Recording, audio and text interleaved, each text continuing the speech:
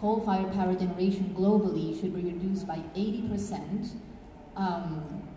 below 2010 levels by 2030 and phased out completely by 2040. This means that EU countries and OECD countries must fully phase out all their coal by 2030. Nowadays, the world is definitely not aligned to meet the Paris Agreement objectives in the sense of phase out of coal. However, in the last years, there has been some progress. There have been many countries that have committed to coal phase out. There have been utilities and financial institutions, insurance companies, which have agreed to either coal phase out or stop financing utilities which are burning coal. This provides a cause for optimism and the possibility to meet the 1.5 target and to fully phase out coal. However, in order to achieve this 1.5 degree scenario, it's not only important for coal phase out to happen, it's also important for this transition to be just and fair and to assure that we don't leave anybody behind and the communities get the chance to adjust. Coal-dependent communities understand best the need for a just transition from coal to low-carbon economy, and whilst every region and country is unique and is different, we all have common elements which need to be taken into account and that can be used to learn from one another to ensure that the social aspects are integrated in global climate action. So this is what we will be discussing here today with our panel of experts. This event will be structured into 3 presentations. Each presentation will last approximately 12 minutes. I will let you panelists know when you have completed half of your time as well as when you have 1 minute left to go. After the presentations, we will have an open debate. We will start by asking our 4th panelist, Sam Leiva from Chile, to give us a context of the just transition in the country. And then we will open the floor for you not only to ask questions, but also to share your experiences from your countries and regions with regards to just transition. So, without further ado, I leave the floor to Alexandru Mustata, which will speak to us about what must be understood as just transition, the progress which has been done in 2019 in the EU, what has happened in the international context, and we'll give some examples of just transition to certain countries.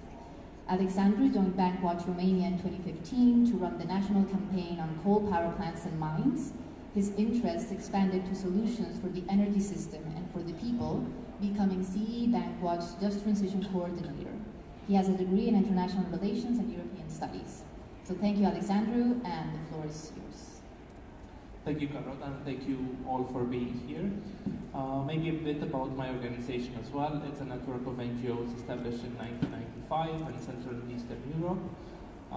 We've been working on climate since then, and we've been working on just transition for a few years now, and I'm glad to see so many people at what is essentially the first side event of this COP.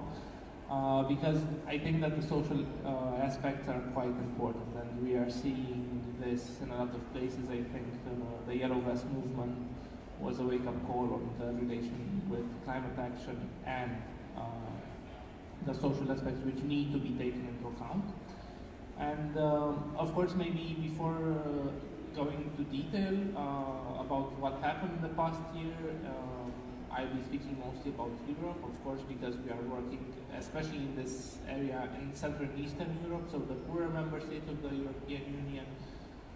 Maybe first it's important to have a common understanding of just transition, because we have seen throughout the year that there were some actors which are trying to confiscate this term, to say things that we don't really agree with. Basically, that just transition would mean postponing climate action until we find solutions for the regions, and we don't agree with this definition. We think that the things should happen at the same time. So we should have commitment to close coal, but at the same time commitment for the redevelopment of the regions and for finding solutions for the people who will be most affected by the phase out of coal. So we think that just transition should be a redevelopment model, in the sense that it shouldn't have the classic approach of just build a highway and that's it, and attract investors which would then move to countries where labor is cheaper in 2 years, but really it should think about all the aspects. It should be locally designed, because the people who live in the regions, we have learned by working in these regions that they know best what are the problems and they have ideas for what are solutions to these problems as well. We think that a just transition means creating a fair income and a decent life for the people in the regions, for the people working in the high carbon industries, not only coal, but also for their communities as well, because of course they will not support the transition if it will mean that their livelihood will be threatened and radically changed. And finally, of course, the climate action should be part of this package as well. When the regions are thinking about redevelopment, they should also be taking into account not to go into another model which is producing carbon emissions and which won't be sustainable in the long term. In practice, this needs to be a swift transition, and I think that if you're here, there's no reason to go into detail really. I mean, that's the whole purpose of the conference, that we see how we're going to make this swift transition to low-carbon society. Really, it goes beyond the economy. Clear move towards net zero emissions, no investments in fossil fuels, and the creation of green and sustainable jobs. What we have been doing, and I'm not speaking here about Banquet, but really I'm trying to offer here a perspective of what has been happening in Europe during the past year, because we had, this topic I think became more and more mainstream. And what we are trying to do on the grassroots is to start a conversation in regions which are very conservative when it comes to this topic, which are not really open, but we are trying to identify solutions with the actors in the regions. You can imagine that these are some of the poorest regions in Europe, those which are coal dependent in some cases, not all of them of course, some of them are well developed, but usually they have below the average GDP of the European Union.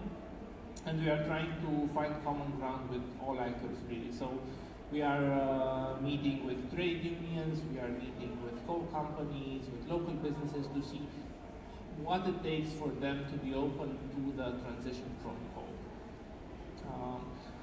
We also are trying to create exchanges, and I think again this is a good venue for this, for people to learn from their neighbors. I mean, our plan's a bit more ambitious with our speaker from Chile, but what we are doing in Europe, we were trying to show that we've heard from participants in our exchanges and organized by colleagues.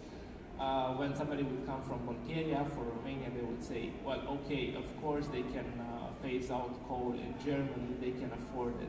But we are seeing that the commitment is starting to take root in other regions as well. We saw that quite recently Greece committed to phase out coal by 2028. We have Hungary, we have Slovakia. Slovakia will eliminate subsidies to coal, and we have in Hungary again announced possible phase out of coal by 2028. So these are, I think that people who did not envision of coal phase out in the near future are seeing that their neighbors are doing it, and they're starting to take into account how this can happen. We have seen in this year quite a lot of progress on the local level. In the Czech Republic, the government has been running for a few years already a redevelopment project of the coal regions. It's called the Restart program, which had its ups and downs, of course, but in general it's trying to take into account all the voices in the region. A much more positive example is coming from Slovakia, where the government approved in July a plan which is called the Transformation Action Plan for the coal region Upper Dnipro. And this was a very positive example because it was heavily based on the inputs from the local communities. They had working groups there. In these working groups, everybody really in the region who wanted to have a word, they were able to do that. They were able to say that we have this problem here, we have this problem in my village or in my town, and I think this should be part of the solution. Which is really, especially for this region of Europe, it's a bit of a different approach than what you were used to. Of course, there isn't really a culture of consultation and of participation, so it's really positive to see that in this context, that is improving as well. I think that the transition from fossil fuels being planned in a way which is very democratic, I think that's important as well, because it would create, I think, acceptance for this transition. Otherwise, we would have situations that we had already We can think about the 80s in the UK, where of course that wasn't really a socially fair transition. It wasn't. Finally, in Romania as well, Romania is one of the few remaining EU countries which does not have any plan whatsoever to phase out coal. However, on the grassroots, the mayors of the towns from Jiu Valley, and this is really all the towns combined, have about 130,000 inhabitants. So you can imagine there the disbalance of power between the mayors in the regions and the national government. However, they committed the region as well to work on identifying solutions for the phase out of coal in a participatory manner, including really civil society there, including the trade unions there, so in a way maybe similar to the model from Slovakia. Finally, we have the international context, and of course last year we had in Poland and Katowice the Just Transition Declaration. I'm not sure how much follow-up was since then on that. However, in the EU, we have the Platform for Coal Regions in Transition. This is an initiative of the European Commission. And as well with this initiative, we have seen improvement in the past year. We have seen it grow.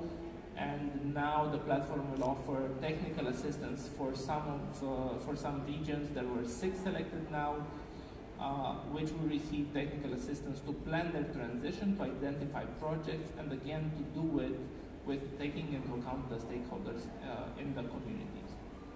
As well, there is a plan for a Just Transition Fund in the EU. This is mentioned as a priority by the Commissioner-elect. This will be officially announced next week. We don't know yet how big it will be and what exactly for what it will be designed, but of course we are hoping that it will not finance any fossil fuels and that the money will go really into the redevelopment of the regions and not as a bailout for the companies who will be closing coal. Before I conclude and I finish my presentation, I just want to let you know that we have a portal where we are collecting these stories if you want to go more in depth. We have very few copies of our reports following the policy of the COP to bring as few printed materials as possible. We only have 10 copies, but you can go there and download if you want to learn more about how we see the process and how we are trying to support it. And finally, a few recommendations from us on what we believe that should happen. We've learned that there are some positive examples of the transition as well. In many regions, they went through similar processes in the 90s or in the 80s when coal became less profitable. There were several periods when the regions had thousands of people laid off and they tried to adapt. Some did it better than others. We think that reskilling should be, again, focusing on what the regions need, should be connected to the jobs that can be created in the region, because reskilling is something which is very popular everywhere, but it's not always done properly. And finally, of course, we think that when it comes to financing, when you have, for example, the proposed Just Transition Fund of the European Union, we think that the priority there should be to have it in projects which are in line with the Paris Agreement. So that's it. That's it for me. Thank you.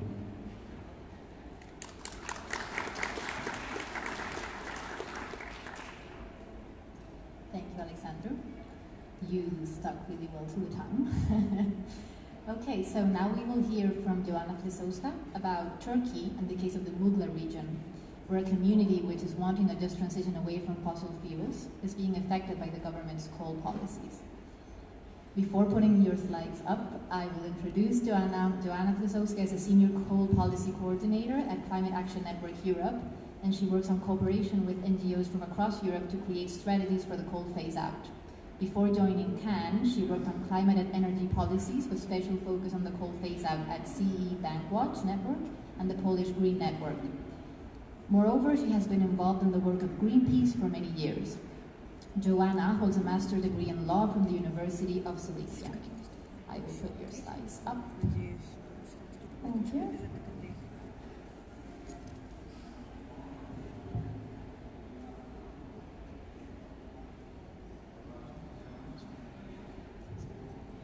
Okay, the floor is yours. Thank you. Okay, thank you. Welcome, everyone. Thank you for the introduction. Perhaps I'll just start with a few words about the Climate Action Network Europe, CAN Europe. This is the largest European network of organizations that work on climate and energy issues. We have over 160 member organizations in over 35 European countries. And today I would like to talk about the just transition on the example of Turkey. So in Turkey, the situation is that at grassroots there is a clear need for the just transition, but that does not match with the political level where there is still push for new coal. And I'll start with just a brief introduction on the current situation in the power sector in Turkey. So what is happening at the moment is that there is a major oversupply of the electricity production in Turkey, which has led to drop in the power prices that caused many power stations to become unprofitable. That includes not only coal power sector, but also gas and hydro plants. So in order to keep these facilities operational, to keep power stations online, government has introduced subsidies in form of capacity mechanism to make up for this low electricity prices. And the capacity mechanisms are basically payments for availability to produce electricity that come on the top of the regular revenues from the electricity production. And moreover, some of the power stations have been privatized and exempted from the environmental standards. That means that those power stations do not have to monitor their air pollution emissions, they do not have to follow environmental impact assessments. That led to the situation where some of the oldest and most dirty power stations in Turkey are well beyond their retirement age, because they don't have to follow all of these rules. And recently, just in November, there was another amendment that has passed that has prolonged this exemption for additional 2 years until 2021, and therefore most likely prolonging the lifetime of those dirty power stations. But what is also important to know that despite this oversupply in the electricity sector in Turkey, there is still push for new coal power stations. According to the governmental plans, there are still more than 10 gigawatts of coal plants in the pipeline. But the thing is that these plans are not really matching the reality. So while government is talking about new coal power stations that would mean more jobs, the reality is that these power stations are not coming through. That includes some of the lignite new plants that are categorized as strategic, that are not going through because of a few reasons. One is economics. There are difficulties in finding the investors that would be interested in those new power stations. But the other important element is the opposition from the local communities and NGOs that do not want future in coal. And they are also struggling actually with passing all of the legal procedures. And what is also important to know is that not only new coal is struggling in Turkey, actually the existing coal plants are also struggling. The investors that have bought some of those coal plants from the state are actually struggling with repaying their loans, and they had to go through debt restructuring. That also is putting down any possible interest in investing in new coal in Turkey. And now I would like to zoom in into a region of Muğla in Turkey. You might know this area. This is very close to Bodrum. It's well known for beautiful beaches, forests, and very beautiful seaside there, and it's one of the most famous touristic areas in Turkey. This is despite the fact that in the area there are 3 coal plants and several lignite mines that are really spoiling this beautiful area. because the coal that is extracted in this area is very low quality. That means it has a lot of dust and sulfur, and its extraction is very labor intensive, expensive, and brings high costs to the population there and to the environment. And air pollution from just these 3 power stations in Mugla area is causing 280 premature deaths per year and additional 61,000 disease and premature death-related job losses. Within the last 35 years, in order to make those power stations and lignite mines running, 8 villages had to be relocated. At the moment, there are plans to further prolong the lifetime of those power stations and expand mines in this area, and that would lead to additional 48 villages to be relocated and around 30,000 people to be displaced. And this region is actually also very rich in agriculture. There are a lot of people that are making their living out of the agriculture, and their way of living is also impacted by the coal industry and by the impacts of burning coal in the area, as for example through AC trains. And these people do not want to leave the area. They would like to continue making their living from the agriculture, but this is put now in danger because of the expansion plans. But what is also important to acknowledge that this area is not only impacted through direct impacts from burning and extracting coal, it's also already now suffering severely due to the climate impacts. This area in the Mediterranean basin is recognized as high climate vulnerable region. Already between 1979 and 2010, the average temperature has increased by 1.8 Celsius degree. It's a lot. Moreover, the city of Mugla is already experiencing extreme weather events that are more and more frequent and intense. The average forest fire season got extended and became more frequent. And models also estimate that climate crisis will significantly decrease water resources in the area, which of course will be very detrimental to the communities living there.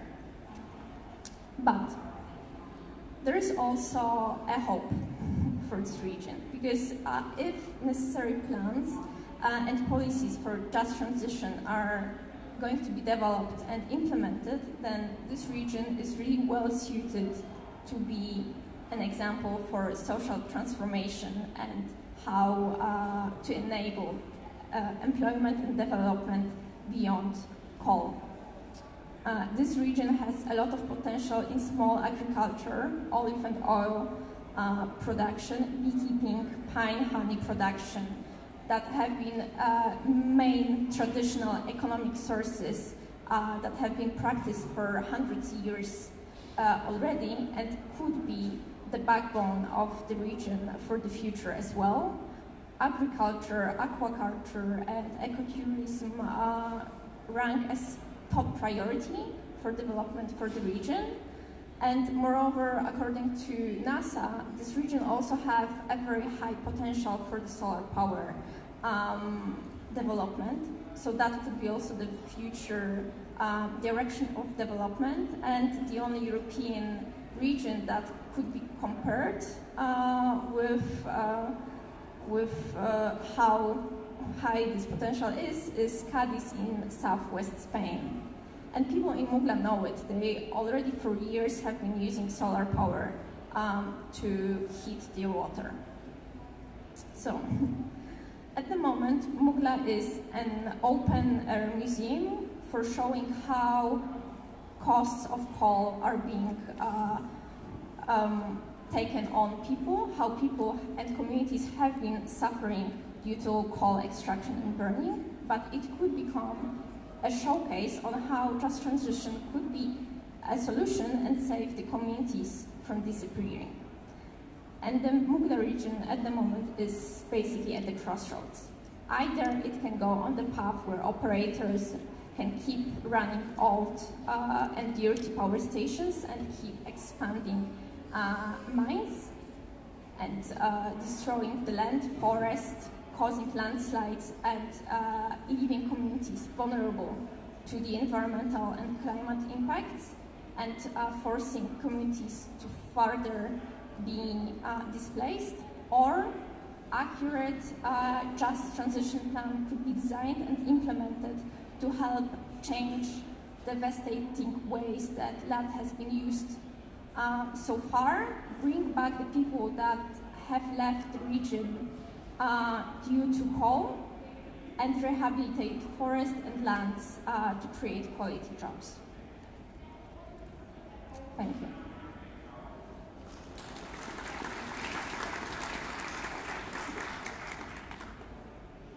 Many thanks, Joanna, for this good outline of the situation in Turkey. We will move now to Ukraine, where Konstantin Krivitsky will explain to us the situation there regarding just transition. He will also speak to us about the creation of a platform for sustainable development in the Donbas region, and will also speak about recommendations for a just transition for the national and regional levels based on a study of transformation experiences of 4 European countries. Konstantin is a Just Transition campaign coordinator at the NGO EcoAction based in Kiev, Ukraine, which he joined in 2018. His main focus is working with local authorities and civil society in coal mining towns in eastern Ukraine on the topic of just energy transition and advocacy on the national level about the need for a gradual coal phase-out plan. He holds a master's degree in law. So thank you, Kostya. You have the floor. I will put the slides up now. Thank you, Carlota. A couple of words about my organization. I work in an organization called EcoAction. It's an environmental NGO based in Kiev, Ukraine. EcoAction was founded in 2017, and we have different campaigns focused on climate change, transportation, agriculture, 100% renewables until 2050, and one of them is a Just Transition campaign. My presentation is titled Just Transition in Ukraine, First Steps with Coal Mining Towns.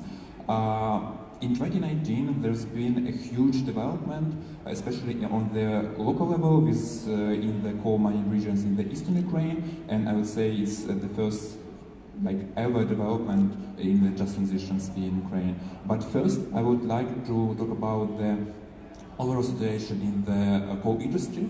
Ukrainian coal industry, so we have a little bit of context what is happening in Ukraine.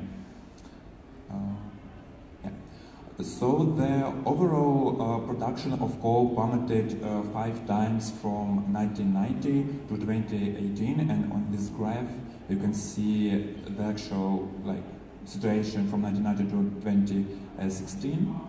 In 1991, there were almost 1 million workers working in the industry. In 2019, it's a little bit over 42,000. So it's a dramatic decrease. And also, 68 state coal mines were liquidated since 2004. And as of now, 19 coal enterprises are in the process of shutting down or are preparing for it. And on this graph you can see the dynamics of the closure of coal mines from 2004 to 2018. And currently, currently there are 33 state-owned coal mines still in operation, and 29 of them are not profitable. So the state, year after year, it produces coal subsidies, and you can see on this graph the level of subsidies from 2002 to 2019. So, overall situation is we have state-owned coal mines. They're unprofitable. They're closing down. There are plans to close them down, and the government doesn't have any plans how to support the coal mining regions, coal mining towns that will be affected by it. And turning to the local level, EcoAction, together with our partners, we are working in the eastern Ukraine, in Donbas region, with coal mining towns, with their local authorities, NGOs, and local businesses. And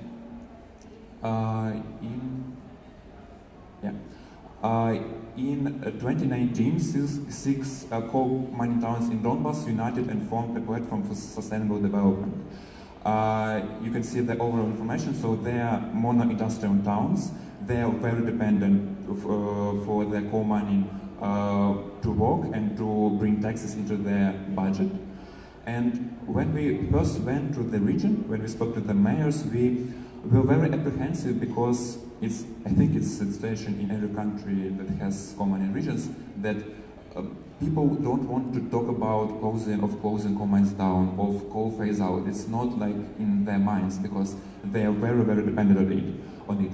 But when we actually spoke to the people there, the mayors were very open, and it was like really, really surprising when the mayors themselves, they told us that, like, we understand that coal will end, and we need ways to diversify our economies, and we need ways to support our regions in a social, just way. And we brought them. There were study trips to Germany to see the positive examples of German energy transition. It was very important for the mayors and local NGOs to speak to their German counterparts because, like, there's a vast different context between Ukraine and Germany, like different social situation, economic situation. But when the mayors talk to German mayors, they understand that the context is different, but the problems are the same, and they are trying to solve them. And the mayors themselves, they decided to create this platform to unite their forces, so they will have one voice, and they will talk to the regional authorities and to the national authorities about a need for a just transition. The memorandum of partnership between these six towns was signed in May 2019. It was signed by 6 mayors. It was signed by 3 NGOs from these towns and the Donetsk Region Chamber of Commerce.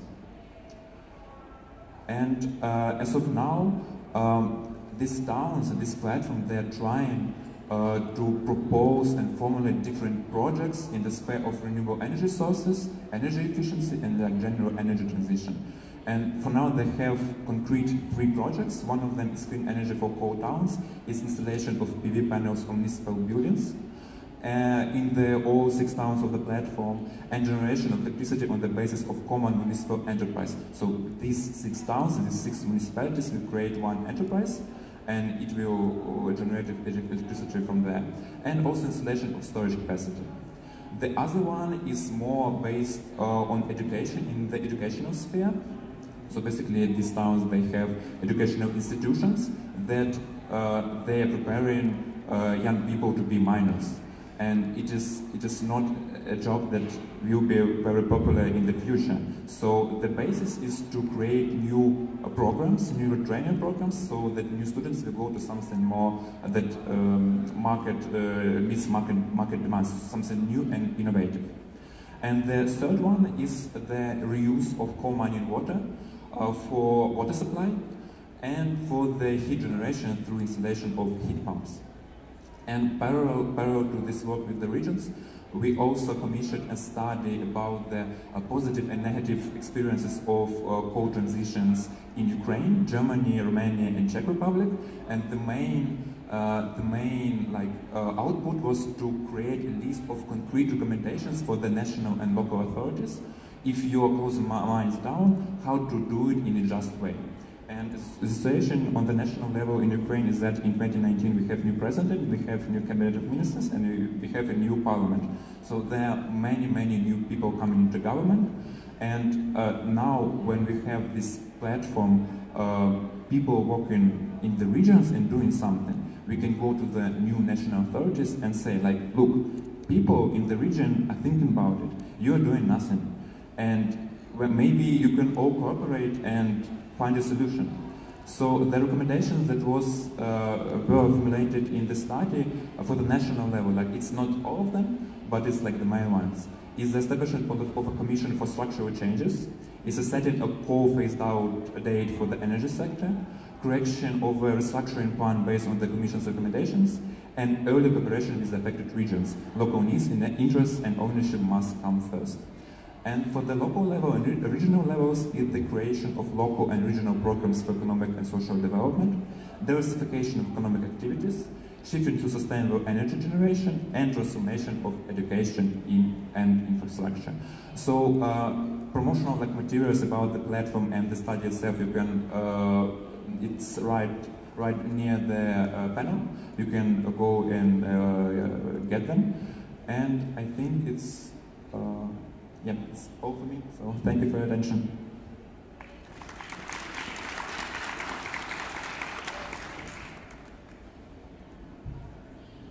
Thank you, Konstantin, for your insights into the Ukraine situation. So we're about to, well, no, we are starting now our open discussion with our panelists. So I'd like to start by saying we've heard about the situation in Turkey, Ukraine, the EU more widely, some examples on Czech Republic, Romania. But as I mentioned at the beginning of this event, climate ambition requires global efforts. So I'm very interested in starting this discussion by hearing today from Sam Leiva, which is our fourth panelist. He is from the Civil Society for Climate Action in Chile and has a Master in Public Policy and Governance from the UNSW Australia, a degree of Environmental Engineering from Universidad de Santiago de Chile, a Bachelor of Science in Applied Engineering and a Risk Management Technician. He has 20 years of experience in environmentalism, environmental public policy and regulations by developing of international and domestic public campaigns for the protection of natural resources and human rights. So I think for sure your insights into the situation in Chile in the context of just transition are the best way to start this open discussion. So the floor is yours, Sam. Thank you, Carlota. The idea is mostly about to show you a few insight about what actually is going on in Chile. We don't have the dependency of the coal power plant like our colleague just have shown. For example, we have 28 coal power plants along the Chilean coast, mostly directly giving energy to the mining sector. It's not for normal population or the commercial sector, it's just for mining. Those 28 coal power plants are divided in 4 generation companies. Just one is a Chilean, and the Chileans just have just one coal power plant. The others belong to ENGIE, to ASNR, and Enel. That's companies that are present all over the world, but also in Chile. One interesting thing in Chile is that we have a decarbonization plan announced this year by the Chilean presidency, but that plan just addressed the closure of 8 coal power plants in the next 5 years.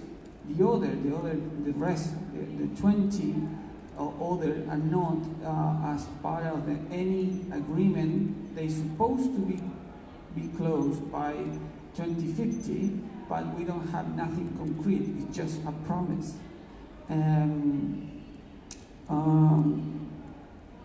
The main consequences of to have this 28 coal power plant is the creation of the so-called sacrifice zones all along the coast that have direct consequences of the coal generation developing.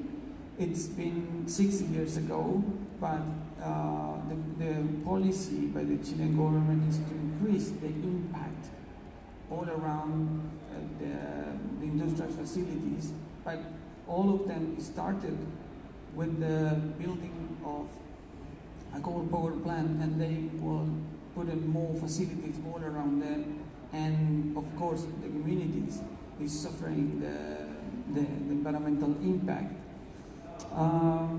Chile has now in the installed capacity more than what it needs, and so we don't really need the coal power plant anymore, and we are actually having an increase, a very fast increase in the installed capacity, or the electric installed capacity by renewables and solar power plant.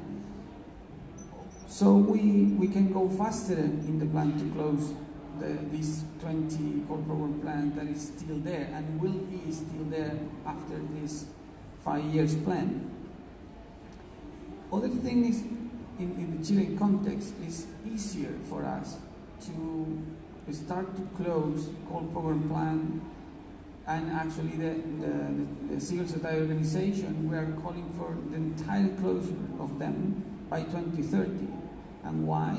Because we believe that the just transition is not about the workers that are really related directly and indirectly to the industry, because the entire sector is just around 2,000 jobs, and mostly are people that are given services, not really highly skilled professionals, more are administrative person, janitors, guards, drivers, but not really highly skilled professionals.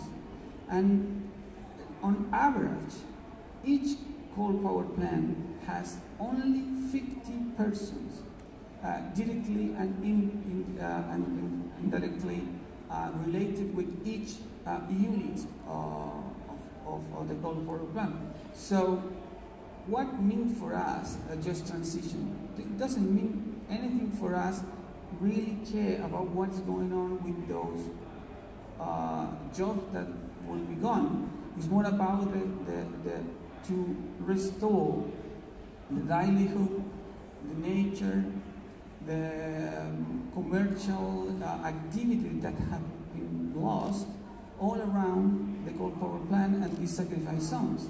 We are more concerned about the more than 100,000 inhabitants that are all around these facilities, that we need to address their impact or their life more than really care about actually going on with these workers. And also, around 30% of those workers are not from the same communities. They're coming from other communities. They don't live there, right? And who is the worker who live there? Are the janitors, the guards, the administrative, the people that make services to them, but not really the owners or the highly skilled workers in the facilities. So, and one, just to finish it up, the cost of the decarbonization in our analysis is just $2,000 million more than in about a scenario. So we are talking about just not a really big amount of money to get back what actually we are losing. We have lost and we are losing every day, and the impact that our electricity generation sector is creating every day. So that mostly is the context of what is going on in Chile, and of course we understand that it's not we don't have the rate of the dependency that we can find in Turkey or in Ukraine or in Poland, and we are really convinced that it's easier to go on with the decarbonization process that ends by 2030 and by closing all of them, not just the 5 that are commitment to close in 5-year time. Thank you, Carlota.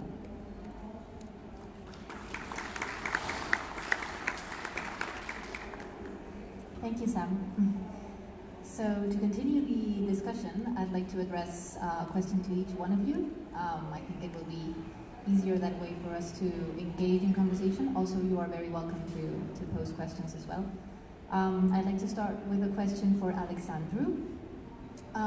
You mentioned in your presentation that the new commissioner has spoken about that they will prepare a just transition fund within the Green New Deal they are preparing. I'd like to ask you whether you think this instrument is suitable in order to guarantee the just transition, and which elements this just transition fund should include to actually be an instrument fit for purpose. So maybe a bit of context first. This was announced quite some time ago. This was a plan for this fund for over a year now, I think, and it was supposed to be about 4.8 billion euro for the next programming period. Now, the idea is that if you divide this amount of money to the estimated 40 core regions in the European Union, and then divide it by 7 years again, you're left with about 100 million euro per year per region. Of course, the challenges are quite high. When it comes to regional redevelopment, that amount will not be enough. And then you should devise this money to be going into one direction or another, to have it very concrete on what it is used.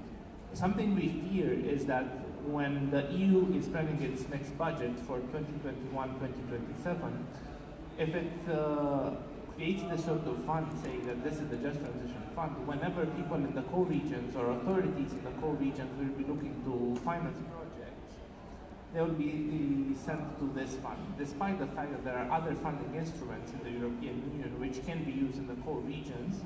So there is this risk that if there's a specific pot allocated, they will just be directed, like, you cannot use cohesion policy, just go to the Just Transition Fund. Now, of course, the discussion evolved, and we're going to finally think on 11 December, the Commission will announce exactly how this will look like. And now we are past that stage. We really want to have it for very specific things. I think something we learned working in Central and Eastern Europe, something we learned that is really needed, is to build capacity at the local level. We believe that this funding should be used, for example, to train people in the regions on how to implement quality projects, on how to apply certain principles when it comes to how projects should be in order to minimize its carbon emissions, how projects can be designed in a way that it involves everybody in the community. So this sort of capacity, which is lacking in many countries because the state institutions have been weakened in the past 20, 30 years for various reasons, but mostly because of the decline of revenue to the public budget. And this is one option you can go for, but of course there's a variety. And I think here input for everybody is welcome, and that's why I believe that this fund as well should be designed in a way that involves all stakeholders, really.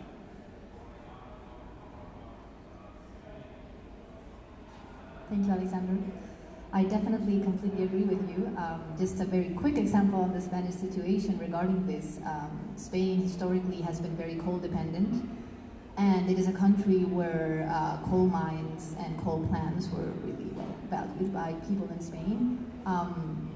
Although indigenous coal was not financially profitable, there was strong reluctance in closing down mines and shutting down plants. So what the government did was engage in conversations with trade unions and also the governments in the regions where coal mines were at, and agreed on a very huge Just Transition framework and allocated around 250 million euros for those communities, for them to transition. Most of the funds are going to building capacity at local level, and they're starting to be implemented now. And you can really see how this has become such a powerful instrument, and also in the fight against coal, right? Because it obviously has to go hand in hand. So yeah, thank you for that. So a question for you, Joanna. You explained the Turkey situation, but I am very well aware that you are also an expert in the Polish campaign for coal phase-out.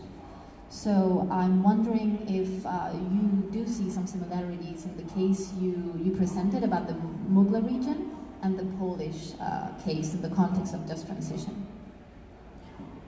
Thank you. So yes, I think that actually there are quite a lot of similarities between the case of Mugla in Turkey and the cases that we can see in Poland. Perhaps some of the details may differ, the numbers can be different when it comes to the impacts, when it comes to the employment, etc. But I think that the core issues are pretty the same. It's also the fact that in Poland we can see a lot of impacts from coal, from the lignite. We have also lignite pit mines that are destroying the land of farmers, that are causing droughts in the areas that are also very dirty, perhaps not as dirty than those plants in Turkey, because they have to apply EU rules, but nevertheless, considering the technical possibilities, they are still relatively dirty and using a lot of exemptions whenever possible. And then on the other hand, we have very strong hard coal mining, especially in my hometown region, Silesia, where hard coal mining is also causing a lot of devastation in the region. People's homes are collapsing. People are now being threatened with expansion of hard coal mines, but of course lignite mines too, that would cause them to relocate. Example can be Bełchatów, which is the largest, I think even globally, coal plant in the world that is for lignite, where there are still plans to expand the mine to prolong its lifetime, and that would cause 3,000 people to lose their homes and have to be relocated. And the same cases can be found in hard coal mining in Silesia, where also some towns are being threatened with the coal mine expansion. And then I think there are also actually some similarities with what Sam has explained, because what is also important to know that in the past we had much more employment in coal mining in Poland.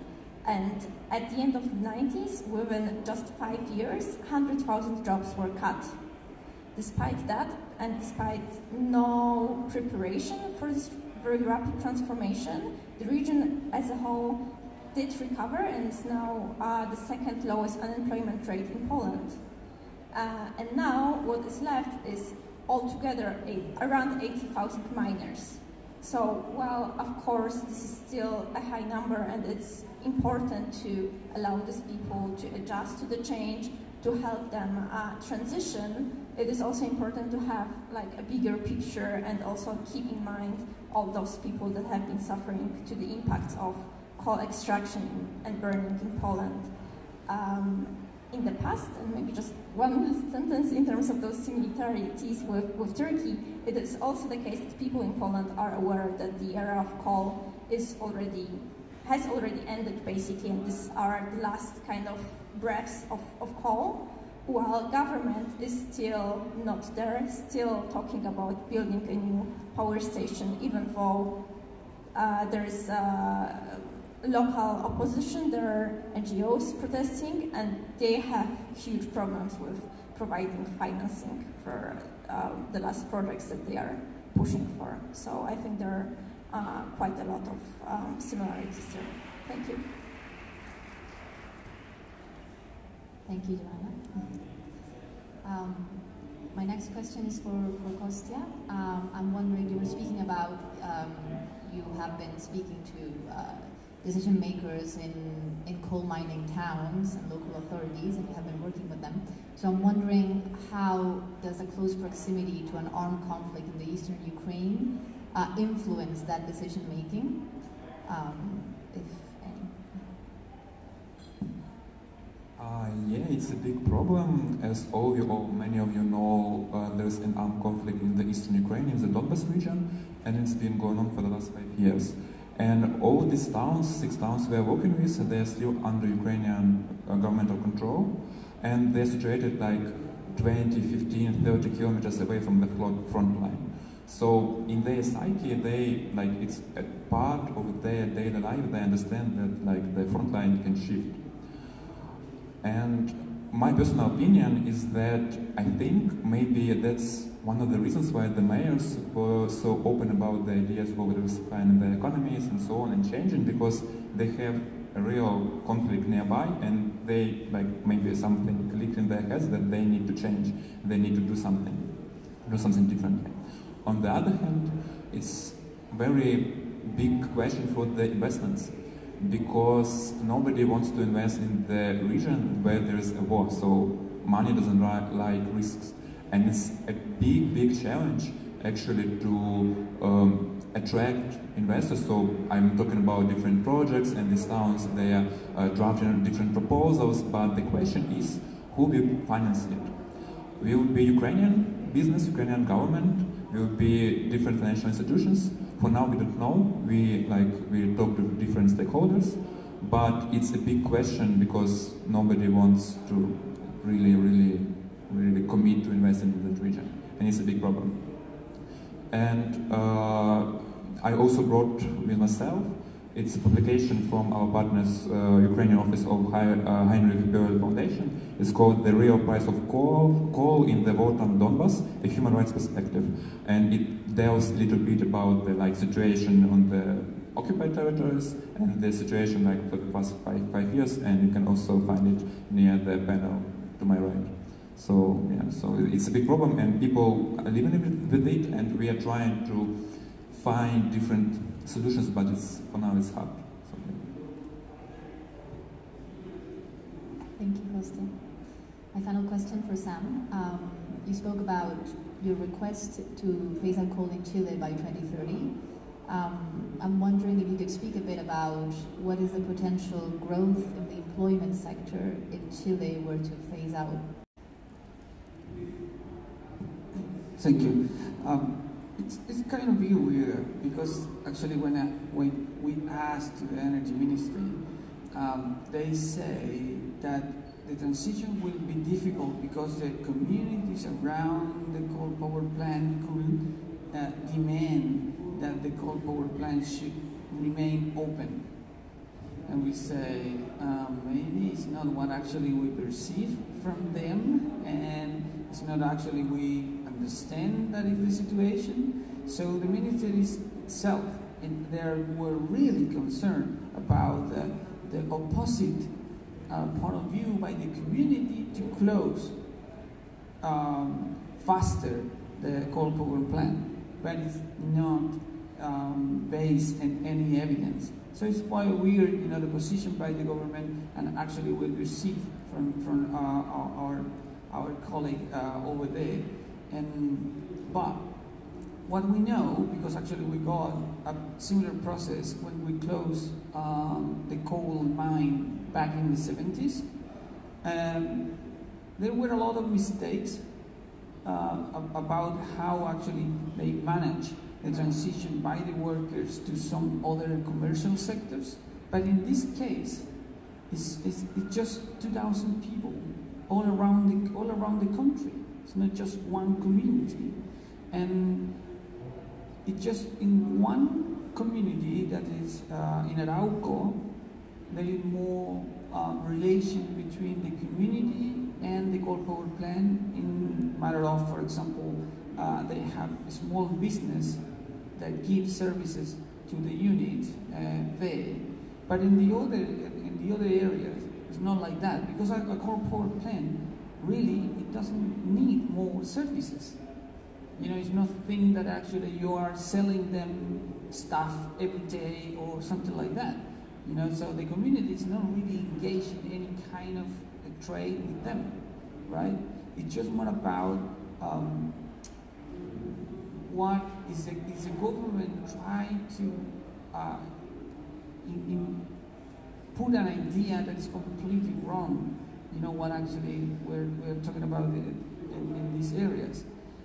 So we believe that it's going to be easier to get these people that are not really highly skilled workers, and even with those that probably they will resist, you know, to change from the generation of electricity by coal, probably they have more chances to actually do something else, you know, because they are more prepared for actually to lose their jobs, if we can say that.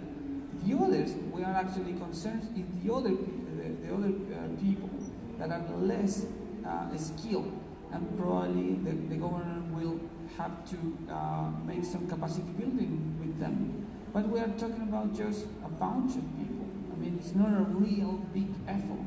And the real cost is more about the transmission lines that other energy sources will need, more than actually to address what's going on with the people that will lose their job. Thank you, Sam. So I'm very keen now on opening the floor to the public, as well as questions. I know we have one over there. Also, experiences from your side we would really value. And if you can just introduce yourself before the question. Thank you. Good afternoon, Pia Björkpaka. I'm coming from the Central Organization for Trade Unions from Finland. And I've been a bit puzzled when I've been listening to this discussion or presentations about just transition, as we all know in Paris Agreement the just transition is about workers and how to involve workers on the way to non-zero emission society. And in this panel, unfortunately I wasn't here quite in the beginning, but my sense is that you've been talking more about the workers as object and not like participants. And I would like to put on question for all of you, how have you taken into account and how the trade unions have been participating in your projects? And then on the positive side, I did recognize many similar approaches, what we consider as trade unions, what the just transition takes, and it takes into account of respecting region and understanding the economic change there, and financial assistance there in place. But it's also and mainly about taking on board also on decision making the trade unions. That's. Thank you for the question. I would like to answer because I actually had in my presentation referred to just put it.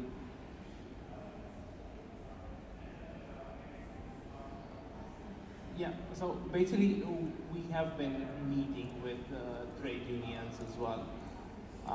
And this is what I wanted to show in a slide I've had. Yeah, the picture below is actually from a meeting we had with the Harpoon Trade Union in Romania. It's the picture below. And the picture on top is also a conference which was organized by my colleagues in Bulgaria. And in that panel there's a representative of the trade unions as well. For us, it's very important to have them on the same side of the table. Unfortunately, we don't have that much decision-making power in this process in many places. The approach of trade unions varies, of course, from country to country. For example, I've heard of a quite big trade union. It was the case in Germany where they weren't even open to meeting with authorities to discuss about the transition. Our experience was quite positive, I would say, because of course the trade unions, they are interested in this process. I mean, they want to represent the workers beyond their current employer. And we think that it's important that there's this possibility when new businesses come in the regions that they are unionized. And actually this was a point as well when it came in the presentation that I had about the fair income and decent life. So this is a risk that we are seeing, especially in Central and Eastern Europe, that there are mayors who are able to find solutions to create employment, but what they are attracting is really only minimum wage jobs, only jobs which do not require any skilled employment. And those are the kind of companies which are coming to a country and staying for 2-3 years until labor cost goes down in a different region and they just move. So I agree with you that trade union involvement is very important in this process, and we are trying to ensure it. As much as we can, we think that all stakeholders are valuable in the process, even the coal companies to a certain extent. And of course, at the same time, we admit that there are some problems here in this process. If I'm looking at the coal platform they had last year at the annual dialogue, they were looking at who was participating in the coal platform, and of course that was mostly state authorities, then it was European institutions, then you had some NGOs, and then trade unions were, this was in December 2018, was only 1% of participants. This is something they addressed to a certain extent. The number has grown, but I think more needs to be done in order to have participation from this sector as well.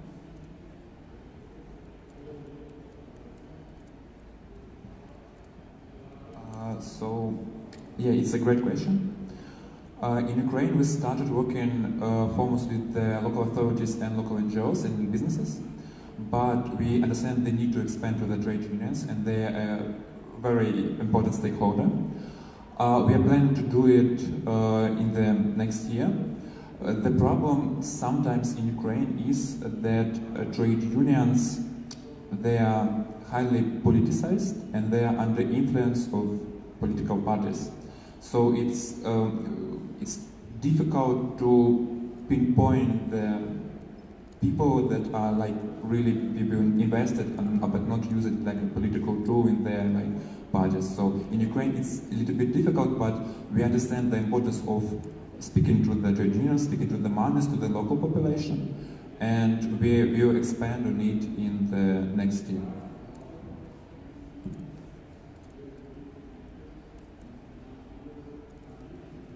Yeah, just I would like to say that in Chile there is no union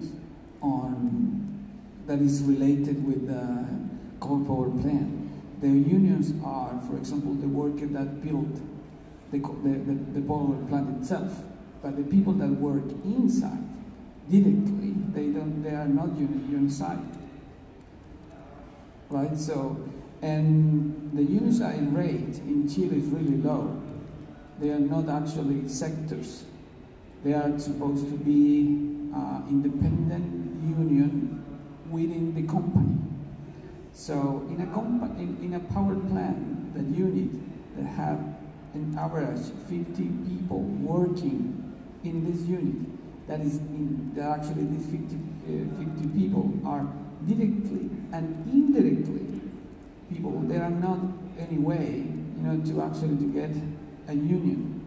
So we're not actually taking them as an object. It's just the injustice and the inequity that it's all around in Chile, and those workers are not, a part of that reality. And it's sadly that we can't go and talk with them what actually will be just transition with them, but they're not actually any union that we can address. It's not like that. And also, normally, if they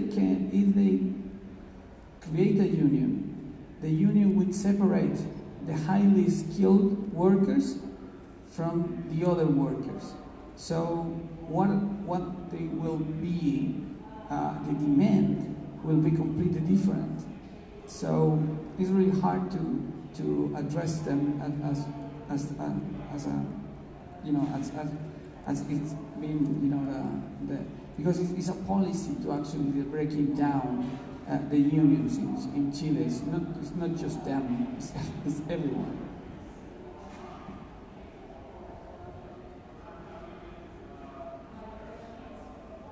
Yeah, maybe just briefly. I'll try to answer as well.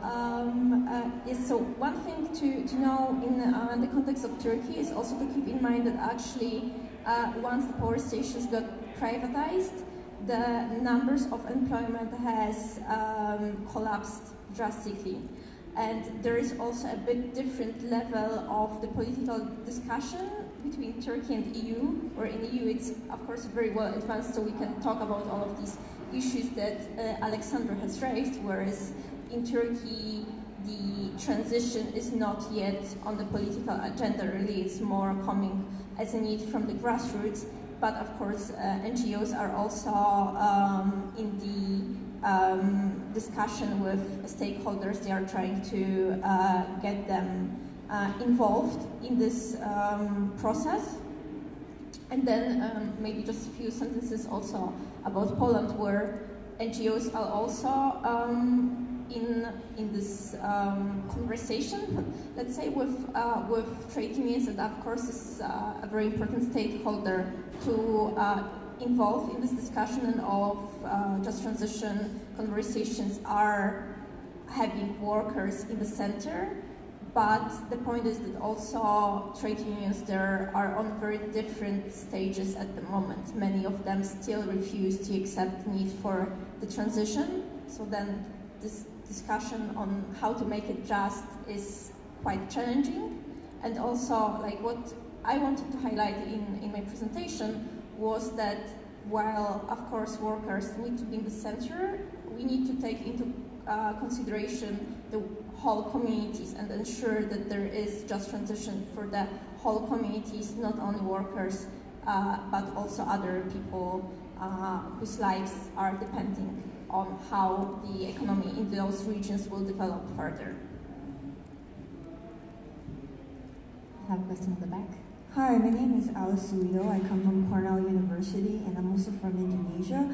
Unlike countries that you come from, Indonesia is actually increasing their coal industry dramatically in the next 10 years. Their argument for that is because it's just for economic equity and getting many people to have access to energy and so on. I was wondering, what do you think is the most convincing argument based on your experiences to tackle that argument about economic justice? Thank you.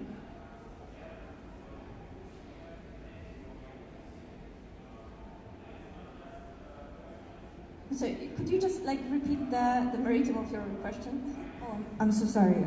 So in Indonesia, the argument is that we have to increase coal because there's a need to bring a lot of people from poverty into the middle class, and the best way to do that is through coal, which is the cheapest.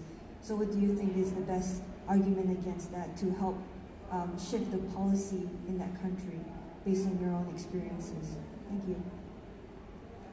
Well, I think that it's quite challenging to kind of refer to the situation in different countries without knowing all of the circumstances, because in countries like, for example, Poland, we see a number of arguments already for it. One is that actually in Poland, coal is becoming more and more expensive, and it's highly polluting, so causing additional costs that normally are not counted into the electricity price, but are there, that are being paid by the society, like health costs, the hospitalization days, job losses due to extraction and premature deaths, illnesses, etc., due to the air pollution. And then the second thing is what we are seeing in Europe is that the prices of the renewables is dramatically dropping, and basically once you cut off all of the subsidies to coal, it's not anymore able to compete with renewables, in fact. So it is a question whether, for example, you in Indonesia also have some indirect subsidies or direct subsidies, and whether coal companies are actually paying all of the costs of their extraction really, or if there are a lot of hidden costs that actually society is paying.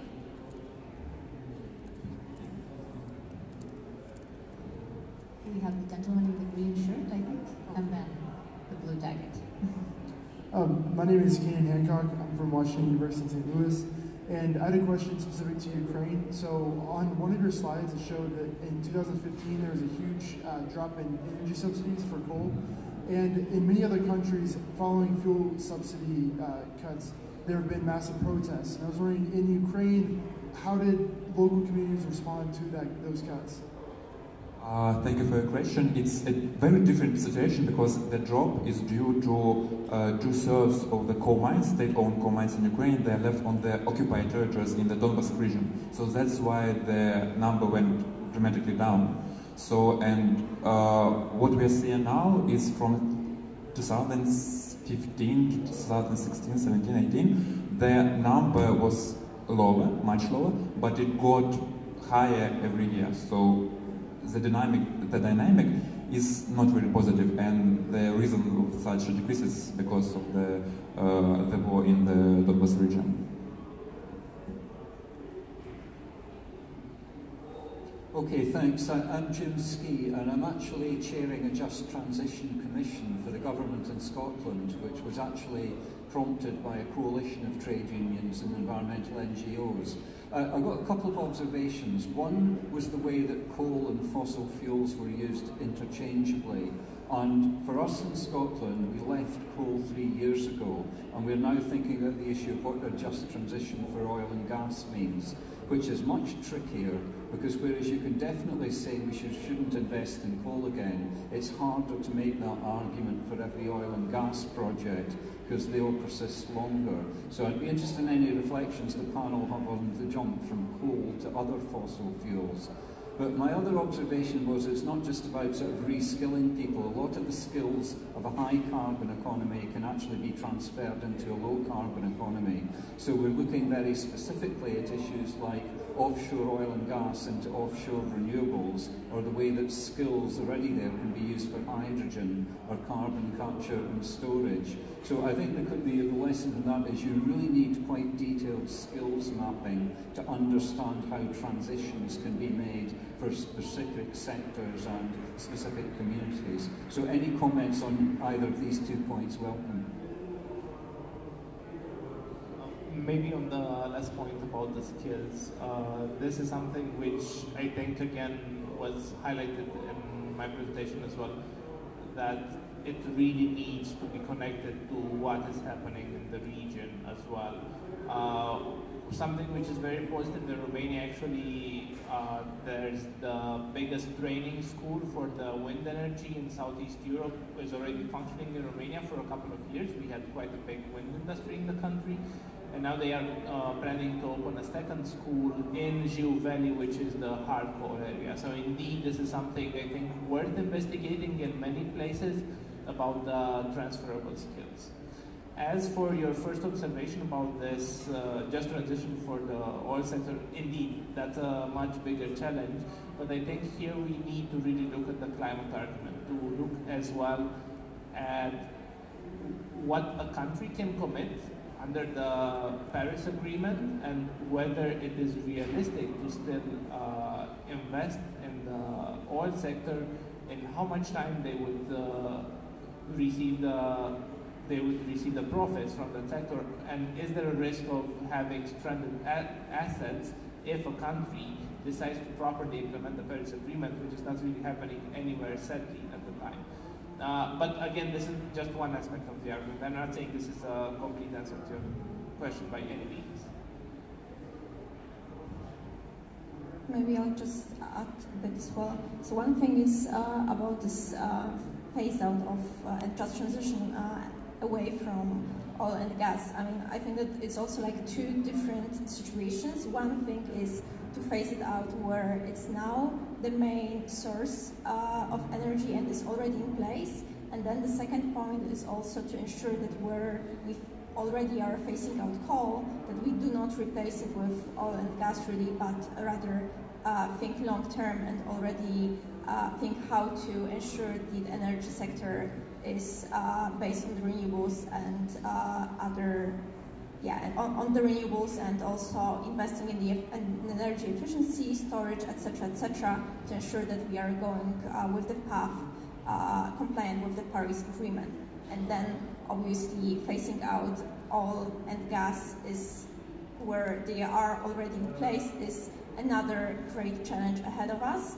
But it is clear that if we want to have a chance to actually stay below 1.5, we have to go on that path, and we have to start going through that path already, basically. And then on the jobs transferable, obviously there is a lot of potential for those workers that are now employed in the coal sector to find jobs in the renewable sector, especially in the wind and solar, and it's also admitted by the heads of those companies that they would welcome with open arms workers from the coal sector. But the other thing is also to keep in mind that often the places where there is potential for development of renewables is not in the same places, and not all of these people will be willing to move in order to take up jobs in the renewables. So this is also to keep in mind that we need to think about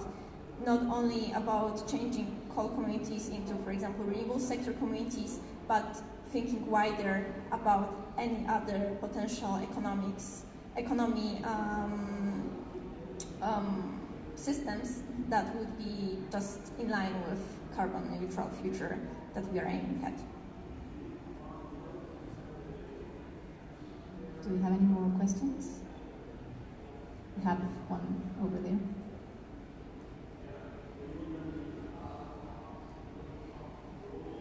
actually comment on comments which made me even more worried. Pia Björkbakk again from the trade unions. But before commenting, I want to highlight also the point that trade unions are for the high ambition of the Paris Agreement. We also want to have the COs cut and fast. But to be able to do it, you need to involve workers for the transition and for all the strategies in national, regional and local levels. If you don't do that, it's going to be very difficult. And in that sense, it's also political. If you don't involve, if people feel and if workers feel that they are let out, they are not heard, there will be certain movements we've seen all around. I don't point them more openly here. So, about Paris Agreement, just transition is about workers. The introduction of Paris Agreement is about workers, and they just transition for social society which is carbon neutral. So please, when you use a conference and you talk about just transition, please keep that in mind and don't make a new insight for that wording.